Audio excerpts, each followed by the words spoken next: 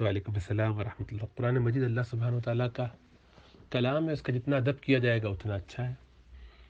ادب سے باوضو ہو کر، قبل رو ہو کر سر ڈھک کے قرآن پڑھیں گے تو زیادہ فائدہ ہوگا، اس کی برکتیں زیادہ ہوں گی، اللہ کی رحمت زیادہ اترے گی۔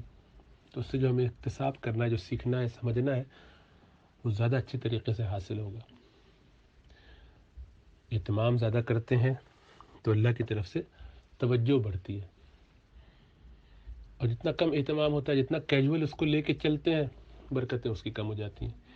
کسی درجے میں کچھ پڑھنا لکھنا آ جاتا ہے، علم تھوڑا سا شاید آ جاتا ہے، لیکن اس کا نور منتقل نہیں ہوتا۔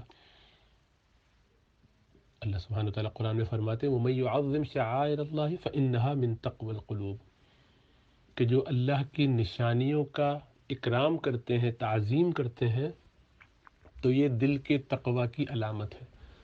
تو ایک علامت اللہ نے بتا دی تقوی کی، کہ جس کے دل میں تقوی ہوگا وہ اللہ کی نشانیوں کا اکرام کرے گا۔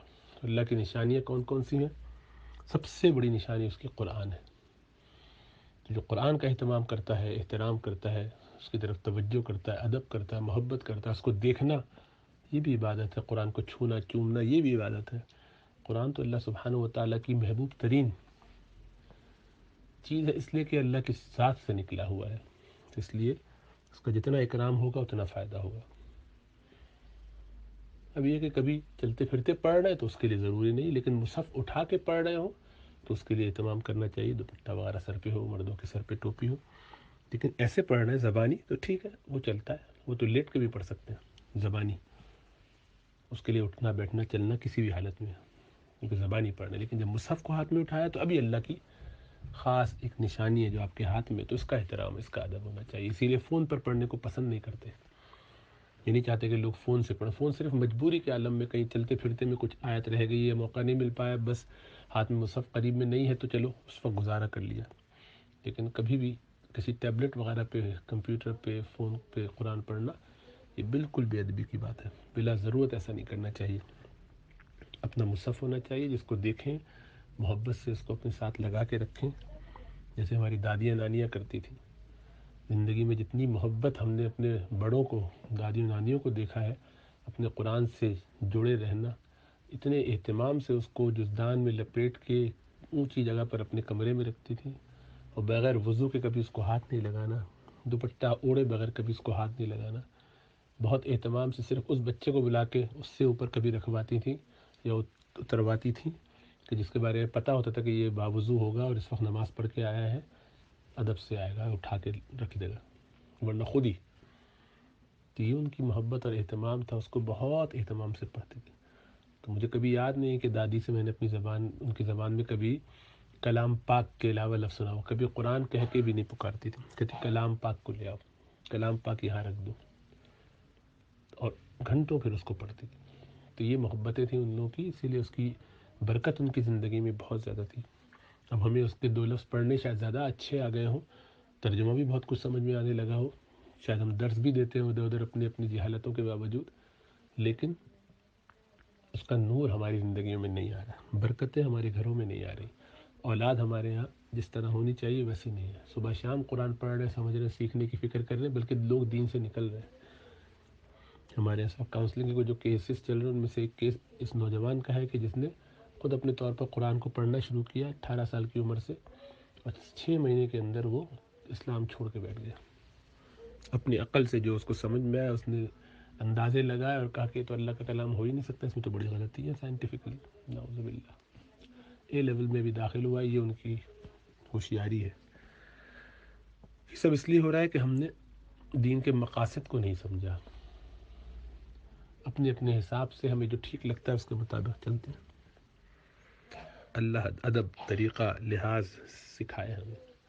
اللہ کی نشانیوں میں سے قرآن سب سے بڑی نشانی ہے، شاعر میں سے۔ مسجدیں اللہ کی شاعر ہیں، ان کا احترام ہونا چاہیے۔ اب مسجدوں میں بھی فون لے کر میوزک بجتا رہتا ہے، فون پہ بیل، امام بار بار کہتے ہیں کہ نمازوں کو سوئچ آف نماز کے دوران کر لیجیے، مجال ہے کوئی کرے، سائن لگے ہوئے ہوتے ہیں لیکن مجال ہے پیچھے بج رہا ہے، اور اس میں بھی میوزک کی ٹیون لگائی ہوئی ہوتی ہے، کوئی لحاظ نہیں ہوتا کہ کسی کی نماز خراب ہوگی۔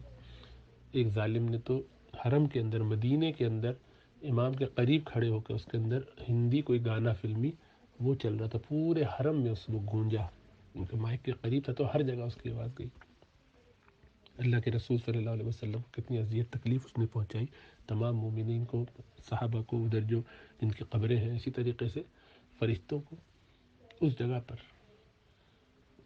یہ جانے میں بھی ایسی حماقتیں نہیں کرنی چاہیے۔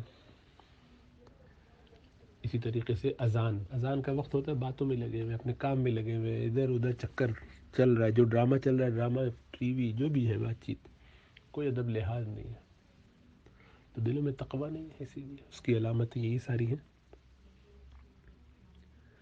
اسی طریقے سے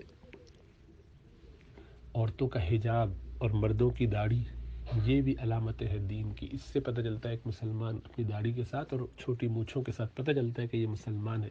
ہر وہ چیز جس سے اسلام کی کسی بھی درجے میں تشہیر ہوتی ہو یا پتہ چلتا ہو، اسلام کی علامت بنتا ہو، وہ سب دین کی علامتیں ہیں۔ اللہ فرماتے کہ ہمارے ان شعائر کی جو رعایت کرے گا، جو تعظیم کرے گا، تو یہ اس کے تقویٰ کے برابر ہے، اس کے تقویٰ کی علامت ہے۔ یعنی اندر دل میں تقویٰ ہوگا تو اس کا یہ اثر، اس کا یہ باہر مظہر نظر آنا چاہیے، ظاہر میں یہ چیز پتہ چلنی چاہیے کہ وہ اللہ کی نشانیوں کی بہت رعایت کرتا ہوگا۔ اللہ کی نشانیوں میں سے رسول اللہ صلی اللہ علیہ وسلم کا احترام و محبت، ان کے توسط سے علماء کی محبت، اکرام، لحاظ، اسی طریقے سے جتنی بھی حرمین شریفین ہے اس کا بہت احترام، بہت اکرام، جمعہ کا دن اس کا بہت احترام، رمضان کا مہینہ اس کا بہت احترام، یہ سب چیزیں اللہ کی دین کی نشانیاں، جو دین کی یونیک چیزیں ہیں، جس سے دین پہچانا جاتا ہے، اسی لیے ان میں بہت زیادہ پابندی اور بہت لحاظ ان کا کرنا چاہیے، کسی قسم کی اس میں کوئی کوتاہی نہ ہو، ورنہ بڑی محرومی ہوتی ہے۔ تو بہرحال خلاصہ یہ کہ قرآن مجید سے محبت تعلق ہونا یہ بہت ضروری ہے۔ جب اس کو پڑھیں کھول کے مصحف کو تو اس میں پورا اہتمام کریں، ایسے چلتے پھرتے زبانی پڑھتے رہیں، کوئی مذاقہ نہیں ہے۔